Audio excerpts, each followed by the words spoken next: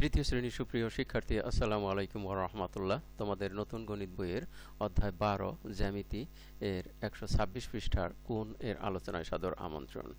আসো আমরা শুরু করি। এখানে একটি মূল প্রশ্ন রয়েছে, কোণ কি এবং বিভিন্ন প্রকার কোণ কিভাবে বের করব। আমরা দেখি এখানে একটি তরমুজের টুকরা রয়েছে, একটি ঘড়ির ছবি রয়েছে আর একটি ক্যাচির ছবি রয়েছে। এখানে রাফি বলছে ছবিগুলোর মধ্যে কোথায় যেন একটা মিল আছে, কিন্তু আমি ঠিক তা ধরতে পারছি না। তুলি বলছে প্রতিটি ছবিতেই কোণ রয়েছে। তাহলে আমরা লক্ষ্য করি, দেখো এখান থেকে দেখো যে এভাবে যদি আমরা একটা রেখা কল্পনা করি, আবার এভাবে যদি আরেকটা রেখা কল্পনা করি, তাহলে এখানে একটা কোণ আছে। আবার এই ঘড়ির মধ্যে দেখো এই যে এইটা ঘন্টার কাঁটা আর এই মিনিটের কাঁটা, দুইটা যেখানে মিলিত হয়েছে এখানে একটি কোণ তৈরি হয়েছে। আবার এখানে দুইটি ক্যাচিতে দেখো এখান থেকে এইভাবে একটা রেখা কল্পনা করি, আর একটা রেখা এইদিকে কল্পনা করলে এখানেও একটি কোণ তৈরি হয়েছে। আর এটাই হলো এই তিনটি ছবিতে একটি মিল। এখন এখানে কি বলা হয়েছে দেখো, দুইটি রেখার মিলিত বিন্দু শীর্ষবিন্দু থেকে যে আকৃতি তৈরি হয় তাকে কোণ বলে। তাহলে আমরা কোণ সম্পর্কে জানলাম। কোণ হলো দুইটি রেখার মিলিত বিন্দু থেকে যে আকৃতি তৈরি হয় তাকে কোণ বলে। এখানে দেখো এই যে একটি রেখা আর এই যে একটি রেখা, দুইটি রেখা এখানে মিলিত হয়েছে, মিলিত বিন্দু যেটাকে বলা হয় শীর্ষবিন্দু। এইখানে যে আকৃতিটা হলো, এই দুইটি রেখার মধ্যবর্তী স্থানে যে আকৃতিটা হলো, এটাই হলো কোণ। তাহলে তোমরা যেভাবে কোণ সম্পর্কে বলবে, কোণ বলবে এভাবে যে দুইটি রেখার মিলিত বিন্দু থেকে যে আকৃতি তৈরি হয় তাকে কোণ বলে। এখানে মিলিত বিন্দুকে শীর্ষবিন্দু বলে। আর ছবিটা এরকম ভাবে আঁকবে।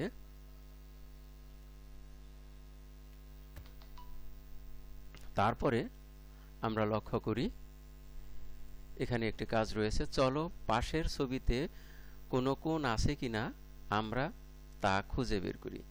এখানে একটি ঘর, এই ঘরের থেকে কোণ বের করতে হবে।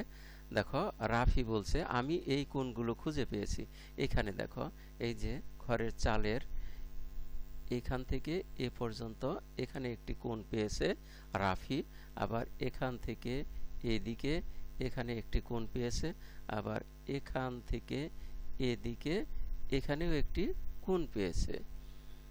এবারে তুলি বলছে আমি এই কোণগুলো খুঁজে পেয়েছি, অর্থাৎ তুলি খুঁজে পেয়েছে।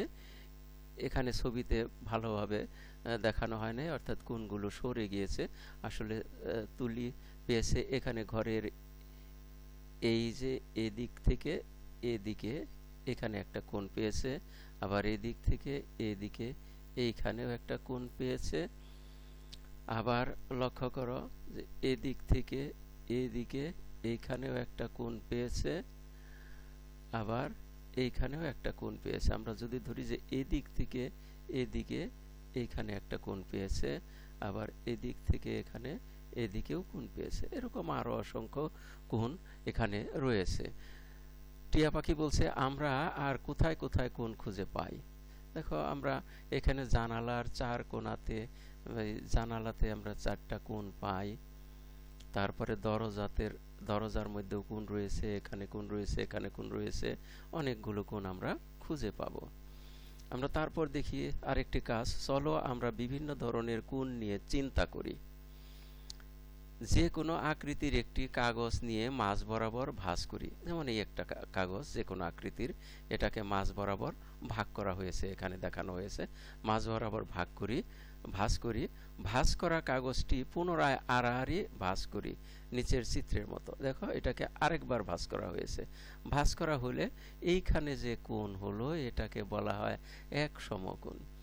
ভাঁজ শেষে কোণায় যে কোণটি তৈরি হলো সেটিই হলো এক সমকোণ। এবার ভাঁজটি খুলে ফেলি। ভাঁজ আমরা এভাবে খুলে ফেললাম। খুলে ফেললে দেখো এখানে ভাঁজ দেখা যাচ্ছে। এবারে মাঝ বরাবর ভাঁজ হওয়া অংশের রেখা টানি। এই যে এভাবে রেখা টানা হলো। রেখা দুইটির মিলিত বিন্দুতে 4টি কোণ তৈরি হবে। হ্যাঁ, এখানে 4টি কোণ তৈরি হয়েছে। এগুলোর প্রতিটি এক সমকোণ।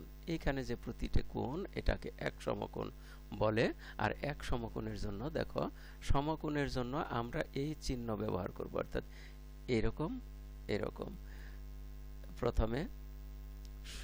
প্রথমে অনুভূমিক, তারপরে উলম্ব রেখা টানলে যে চিহ্নটা হয় এই চিহ্নই হলো সমকোণের চিহ্ন। ভাঁজ করে তৈরি দুইটি সমকোণ পাশাপাশি রাখি নিচের চিত্রের মতো। এখানে দেখো, এখানে একটি সমকোণ রাখা হয়েছে আর এখানে আরেকটি সমকোণ রাখা হয়েছে এরকম। তাহলে এখানে একটি সমকোণ আর এখানে আরেকটি সমকোণ, এই দুইটি সমকোণ একত্রে মিলে যে কোণ তৈরি করলো সেটি হলো সরল কোণ। তাহলে এই দুইটি সমকোণ একত্রে মিলিত হয়ে এই বরাবর রেখা হলো, এইটা হলো একটি সরল কোণ।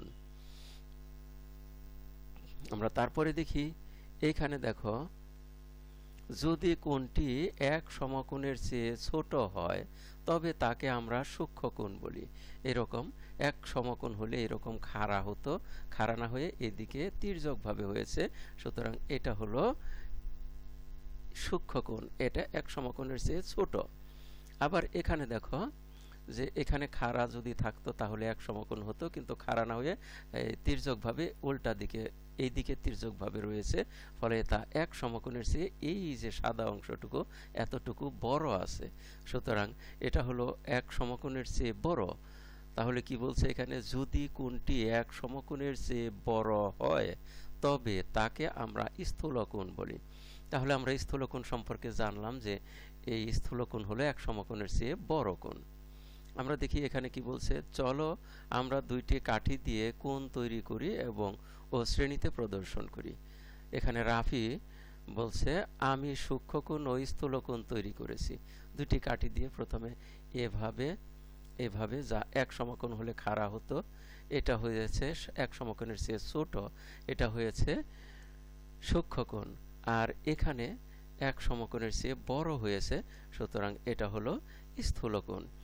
এবারে তুলি কি বলছে, আমি সূক্ষ্মকোণ, সমকোণ ও সরল কোণ তৈরি করেছি। দেখো এভাবে এই যে এক সমকোণের চেয়ে ছোট, এটা করেছে সূক্ষ্মকোণ। এবার করেছে কি এক সমকোণের সমান, একেবারে একটি কাঠির উপর আরেকটি কাঠি খাড়াভাবে রেখেছে, এটা হয়েছে এক সমকোণের সমান। তাহলে এক সমকোণ। আর এখানে আছে বরাবর কাঠিটি আনুভূমিকভাবে বসিয়ে দিয়েছে দুইটি কাঠি, এখানে হয়েছে দুই সমকোণের সমান। অর্থাৎ এখানে কাঠিটা যদি এভাবে খাড়া রাখা হয় তাহলে এই পাশে এক সমকোণ আর এ পাশে এক সমকোণ, তাহলে দুই সমকোণের সমান তৈরি করেছে, সুতরাং এটি হয়েছে এক সরল কোণ। এখন 4 নম্বর কাজে বলা হয়েছে, নিচের ডট কাগজে বিভিন্ন প্রকার কোণ আঁকি এবং সেগুলির নাম বলি, যেমন সূক্ষ্মকোণ, স্থূলকোণ, সরল কোণ ইত্যাদি। আর এখানে আরেকটি কাজ, পেন্সিল ও স্কেলের সাহায্যে সমকোণ, সূক্ষ্মকোণ, স্থূলকোণ ও সরল কোণ আঁকি। তাহলে আমরা এক কাজ করি, এই কাজগুলো আমরা খাতায় করি।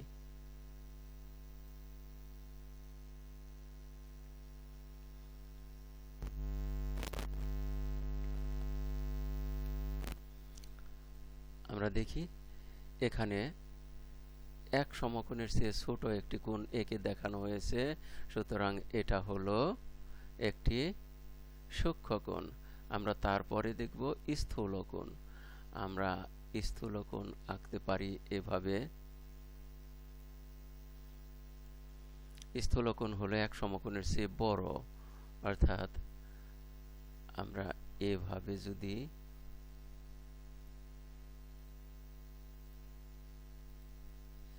নেই,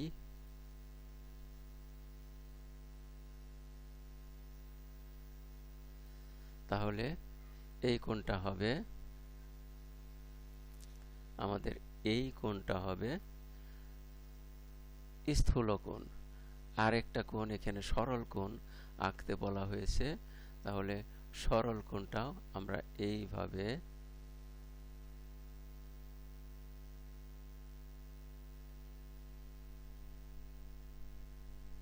স্কেল দিয়ে বিন্দুগুলো যুক্ত করে একটি সরল কোণ আঁকলাম।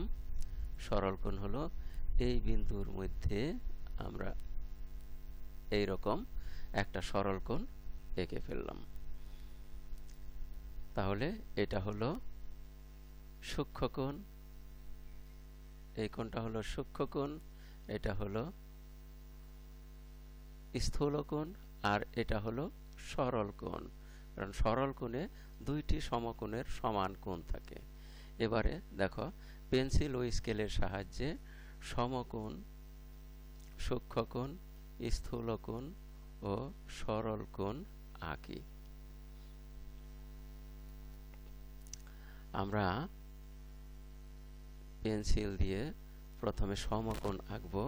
সমকোণ প্রথমে খাতার সাথে এভাবে আনুভূমিকভাবে একটা রেখা টানব, তারপরে এই বরাবর একটা স্কেল ধরে আমরা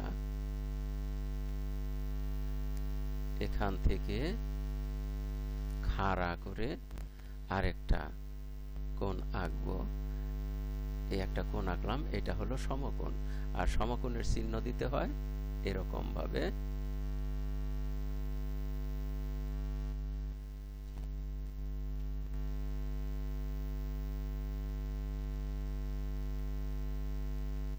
এরকম ভাবে সমকোণের চিহ্ন দিতে হয়।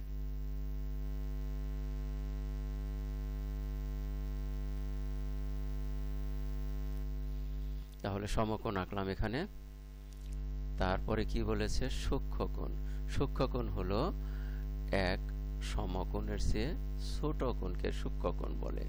তাহলে আমরা সমকোণের চাইতে ছোট কোণ নেব, এটা হলো সূক্ষ্মকোণ। এবারে স্থূলকোণ আঁকতে বলা হয়েছে। স্থূলকোণ আঁকবো এরকম।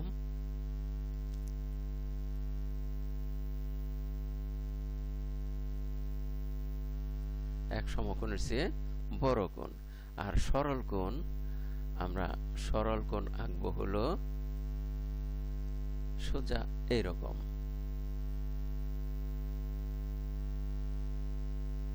তাহলে এটা হলো সরল কোণ, এখানে হলো কোণ বিন্দু,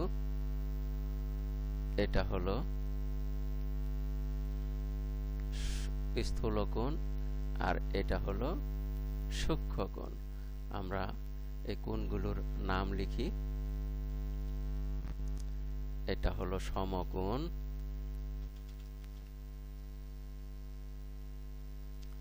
তারপরে এটা হলো সূক্ষ্মকোণ,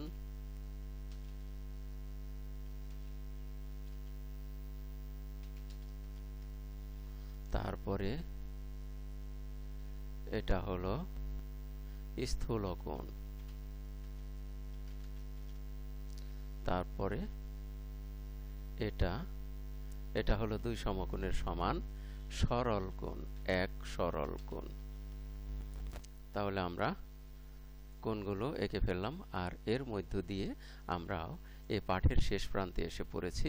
এতক্ষণ ধৈর্য সহকারে সম্পূর্ণ ভিডিও দেখার জন্য তোমাদের সবাইকে জানাই অনেক অনেক ধন্যবাদ। সেই সাথে পরবর্তী ভিডিও দেখার আমন্ত্রণ রইল।